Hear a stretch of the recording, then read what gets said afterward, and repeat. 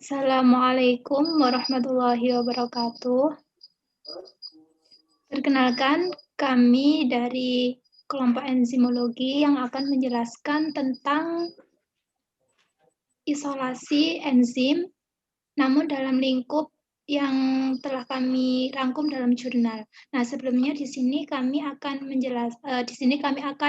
perkenalkan kelompok terlebih dahulu. Perkenalkan, nama saya Destawina Novita, NIM 186317. Perkenalkan, saya Dimas Alvensyah Perdana, NIM 186320. Perkenalkan, saya Ivani Aulia Putri, NIM 186357. Baik, di sini tema jurnal yang kami ambil yaitu isolasi pemurnian dan karakterisasi lipase bakteri hasil screening dari tanah tempat pembuangan akhir TPA Gunung Tugel, Banyumas. Jurnal ini ditulis oleh Yusfahair dan kawan-kawan. Baik, langsung saja kita masuk pada pembahasan.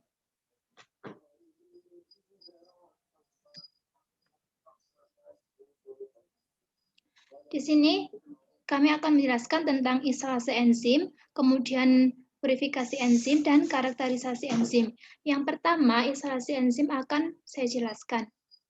Nah, apa itu isolasi enzim? Jadi, isolasi enzim itu proses pelepasan enzim dari sel.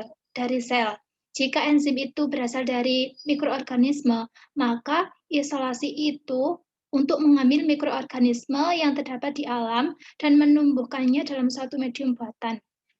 Nah, kemudian bagaimana prinsipnya? Di sini prinsip dari isolasi enzim dari mikroorganisme ialah memisahkan satu jenis mikroba lainnya yang berasal dari campuran bermacam-macam mikroba. Nah, hal ini dapat dilakukan dengan menumbuhkan dalam media pada sel-sel mikroba akan membentuk suatu koloni sel yang tetap pada tempatnya.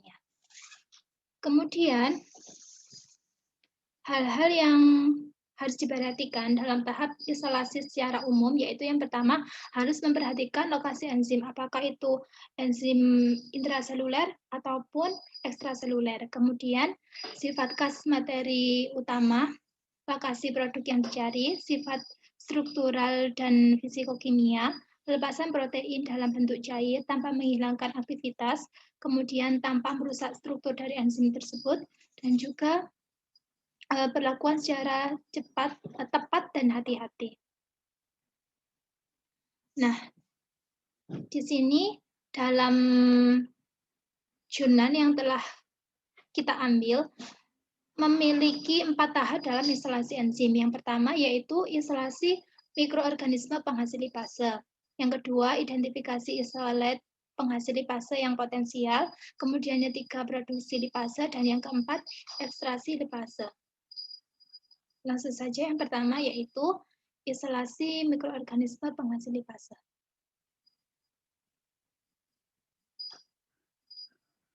Nah, di sini tahapan yang pertama yaitu dilakukan screening.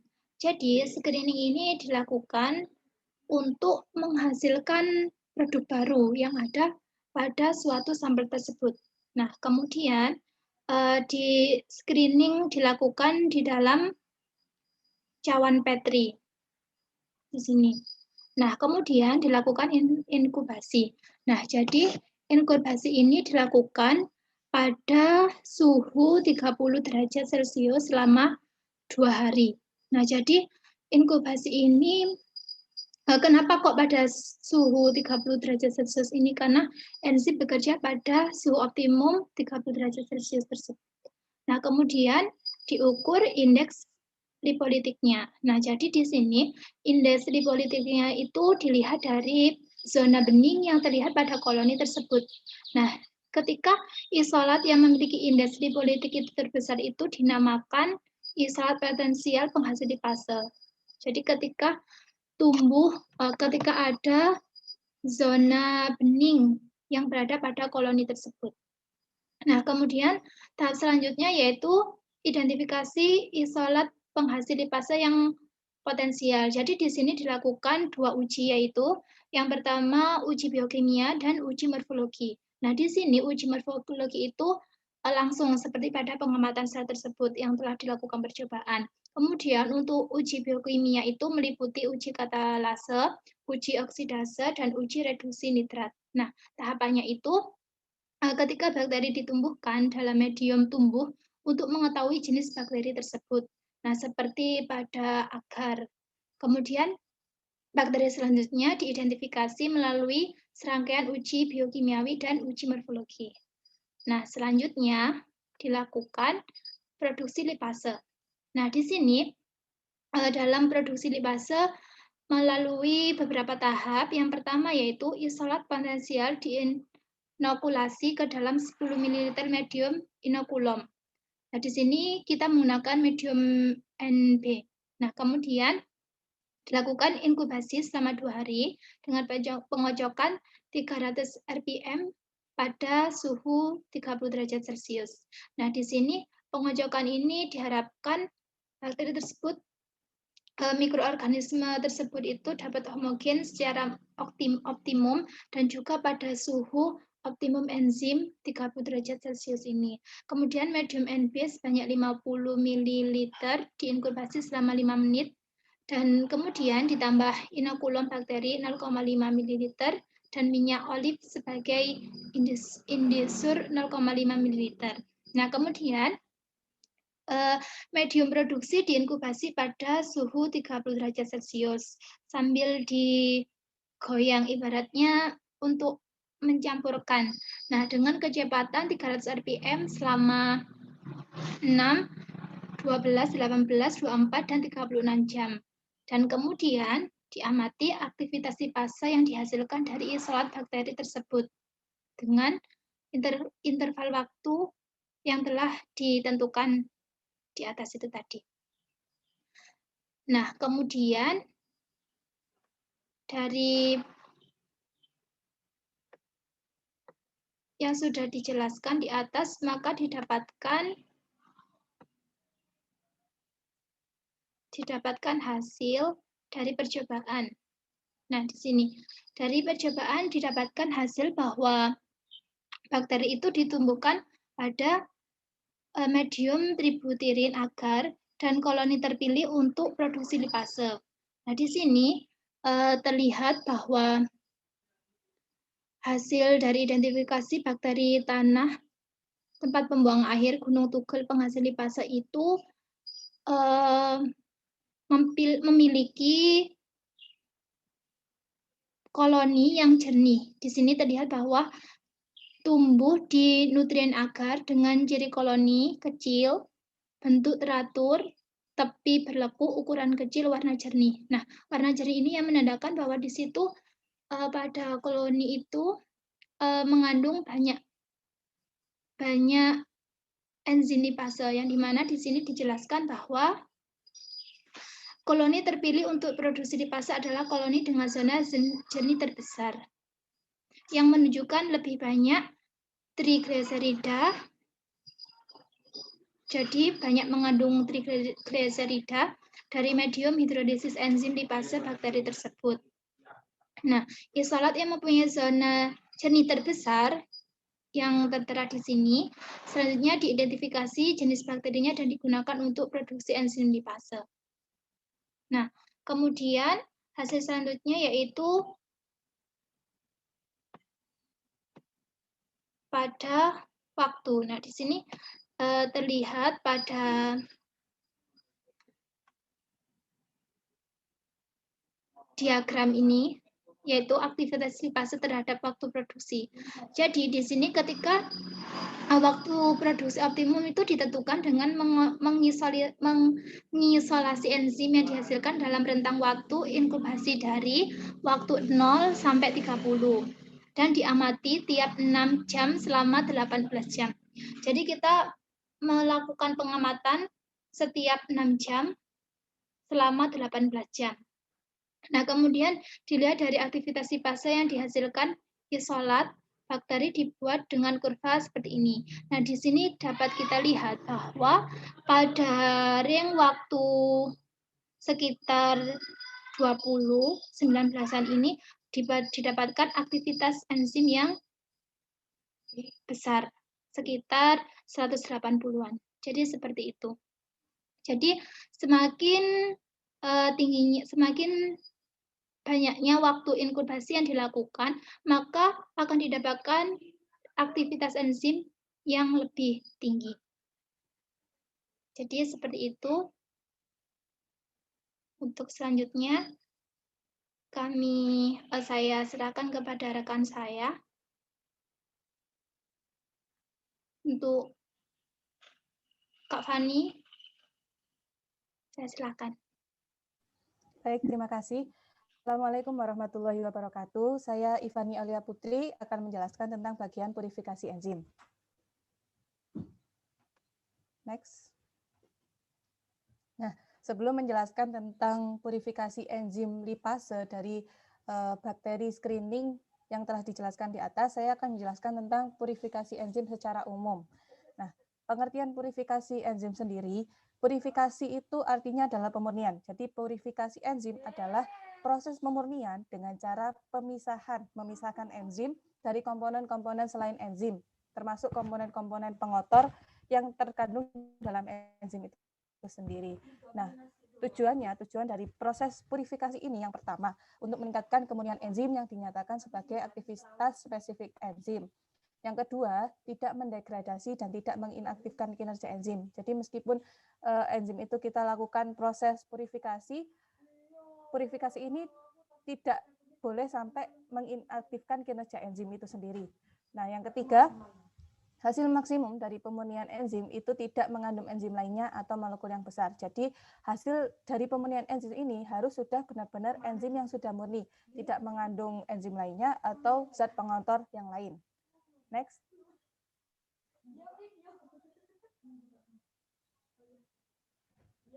Nah, metode yang digunakan dalam proses pemurnian enzim itu ada 3. Yang pertama, dialisis, kemudian sentrifugasi, dan juga kromatografi. Nah, yang pertama, teknik dialisis. Prinsip dialisis sendiri itu adalah memisahkan partikel-partikel yang dilewatkan dalam membran semi-permeabel. Nah, cara kerjanya itu dengan cara mengendapkan garam organik untuk menimbulkan efek salting out. Nah, di jurnal yang kita gunakan, itu garam yang digunakan itu garam amonium sulfat. Kemudian yang kedua ada teknik sentrifugasi. Nah, metode ini memisahkan partikel-partikel berdasarkan berat jenisnya dengan memberikan gaya sentripetal. Dan yang terakhir teknik kromatografi. Pemisahannya didasarkan pada perbedaan pola pergerakan antara fase gerak dan fase diam untuk memisahkan komponen-komponen yang berada dalam laluran. Next.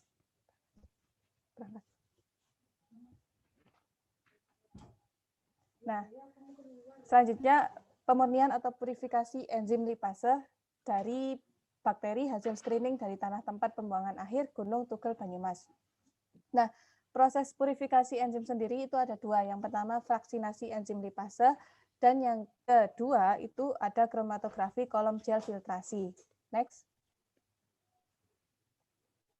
Tahap pertama yakni fraksinasi enzim lipase. Nah, tahap pertama ini ada 2 metode yang digunakan, yaitu teknik dialisis dan juga teknik sentrifugasi. Nah, fraksinasi ini dilakukan dengan penambahan amonium sulfat garam organik yang sudah saya sebutkan tadi secara bertahap, yaitu pada konsentrasi 15, 30, 45, dan 60%. Nah, garam yang digunakan ini adalah garam jenuh, amonium sulfat jenuh. Langkah-langkahnya yang pertama, dimasukkan amonium sulfat 15% secara perlahan ke dalam gelas yang sudah berisi ekstrak lipase. Kemudian diaduk menggunakan magnetic stirrer hingga terbentuk endapan yang kita namakan endapan F1. Setelah terbentuk endapan, kemudian disentrifugasi ekstrak kasar lipase selama 20 menit pada 10.000 gram. Kemudian dilarutkan endapan yang sudah terbentuk tadi dalam NaCl 1% dan disimpan pada suhu 4 derajat Celcius. Nah, setelah dilakukan sentrifugasi, itu nanti akan terbentuk 2 lapisan berbeda. Yang pertama yaitu supernatan dan juga filtratnya. Nah, setelah terbentuk 2 lapisan itu, dipisahkan antara supernatan dan juga filtratnya. Supernatan hasil fraksinasi ini ditambahkan lagi dengan amonium sulfat dengan konsentrasi 30% sehingga diperoleh endapan yang kita sebut dengan endapan F2. Nah, setelah terbentuk endapan F2, diulangi lagi langkah-langkah yang sama untuk menghasilkan fraksinasi amonium sulfat 45% nantinya menghasilkan endapan F3, dan amonium sulfat 60% yang nantinya menghasilkan endapan F4. Next. Nah, kurang lebih seperti ini gambaran dari proses dialisis. Jadi proses dialisis ini dia dapat terjadi karena adanya difusi. Apa itu difusi? Difusi itu adalah pergerakan molekul dari konsentrasi yang tinggi ke konsentrasi yang rendah melalui membran semi permeabel. Jadi konsentrasi garam dari amonium sulfat itu lebih tinggi konsentrasi garamnya, makanya kenapa kita gunakan amonium sulfat jenuh agar larutan penyangga atau air itu dapat masuk ke dalam membran. Kemudian dilakukan sentrifugasi sehingga terbentuk supernatan dan filtrat. Supernatannya nanti digunakan lagi ditambahkan amonium sulfat. Next.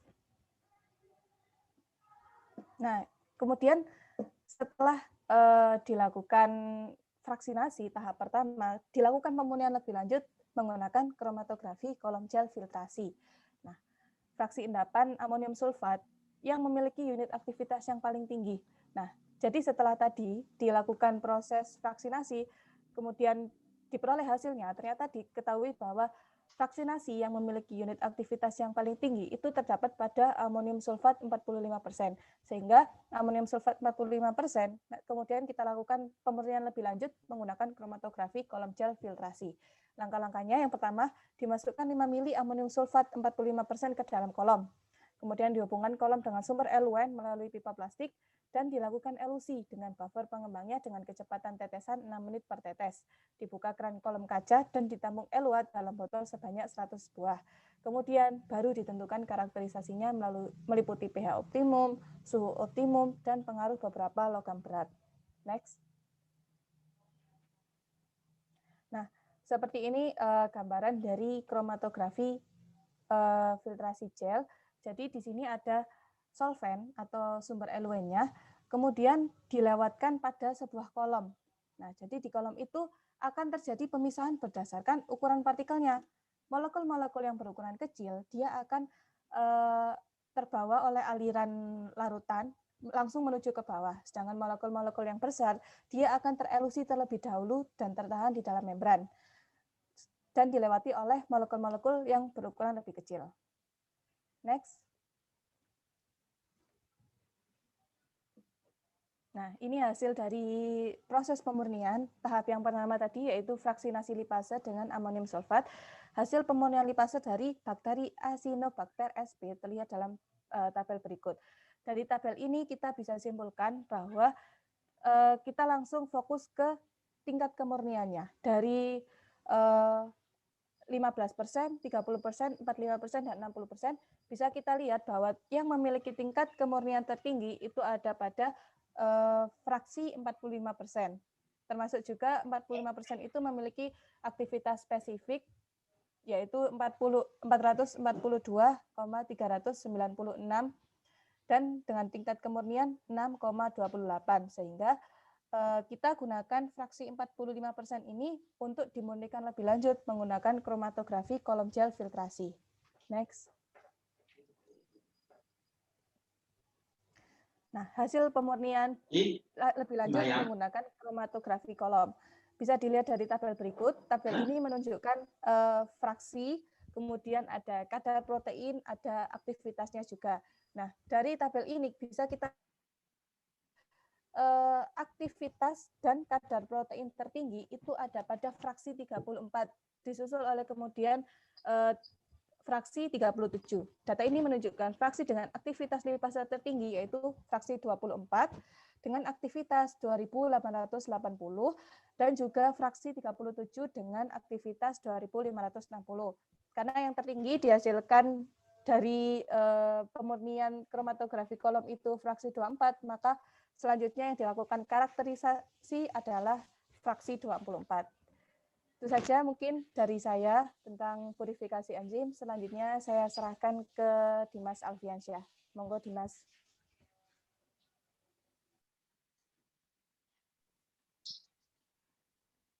Baik, terima kasih. Perkenalkan, saya Dimas Alfiansyah Perdana akan menjelaskan pada bagian karakterisasi enzim.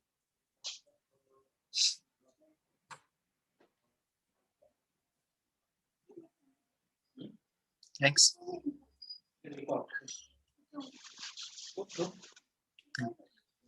Karakteristik enzim adalah suatu kegiatan dengan memiliki tujuan agar mengetahui kondisi optimum suatu enzim saat bekerja.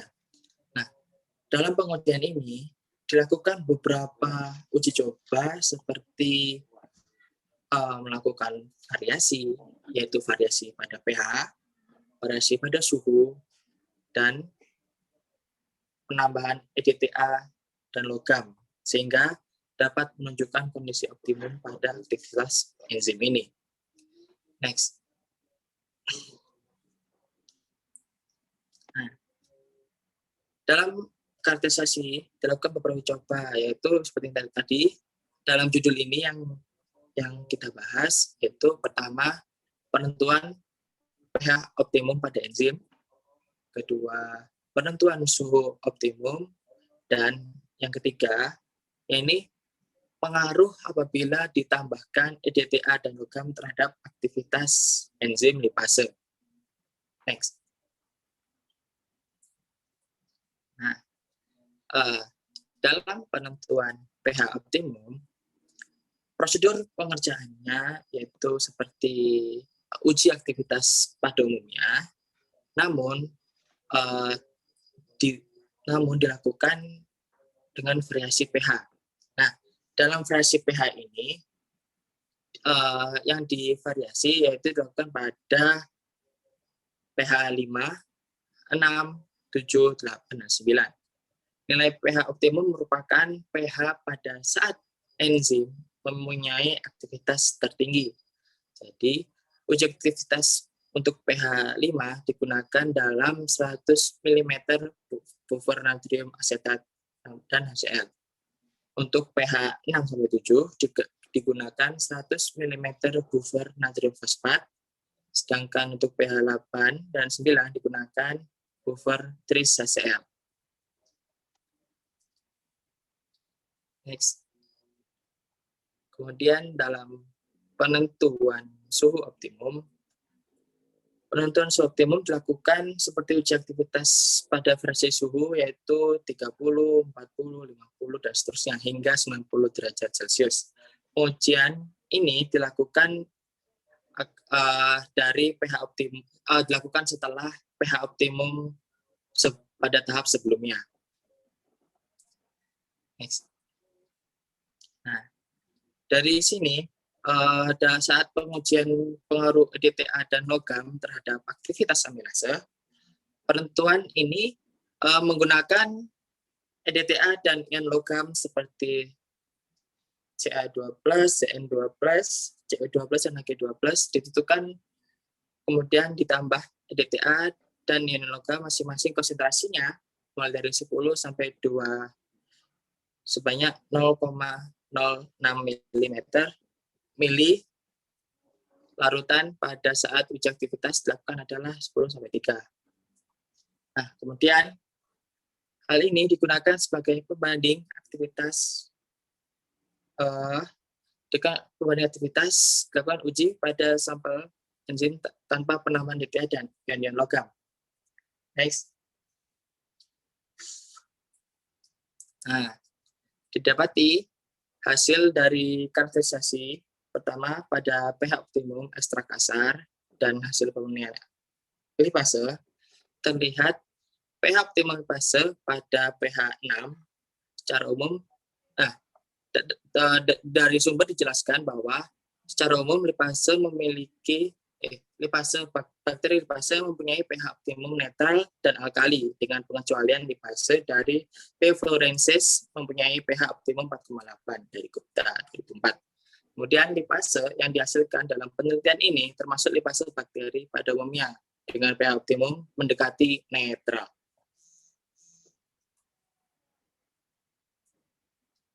Nah, kemudian hasil pengaruh EDTA dan berbagai logam. Nah, dari sini ditunjukkan bahwa aktivitas lipase yang dihasilkan dalam ujian ini secara umum dihambat EDTA dan beberapa logam yang digunakan. Namun terdapat perbedaan pada ekstrak kasar, yakni ion Ca2+ Sedangkan lipase hasil pemurnian aktivitasnya meningkat dengan terdapat ion Hg2+. Next.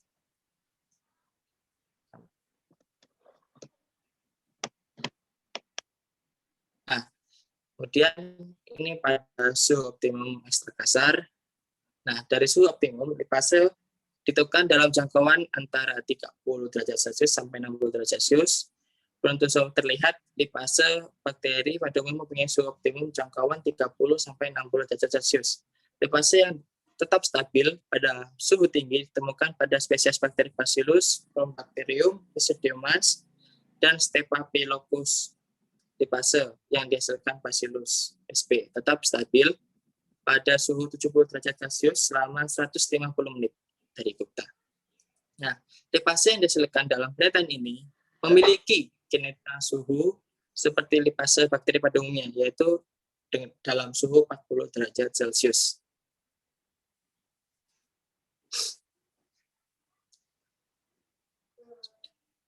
Next. Nah, sudah selesai.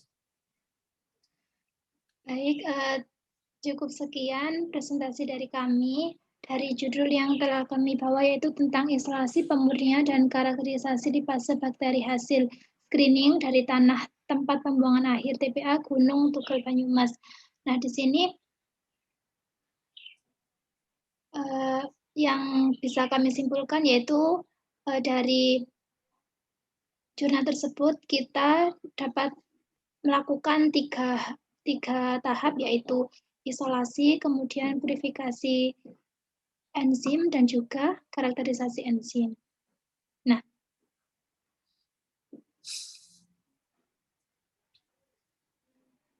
mungkin itu saja yang dapat kami sampaikan. Apabila ada kurang lebihnya, kami mohon maaf. Akhirul kalam.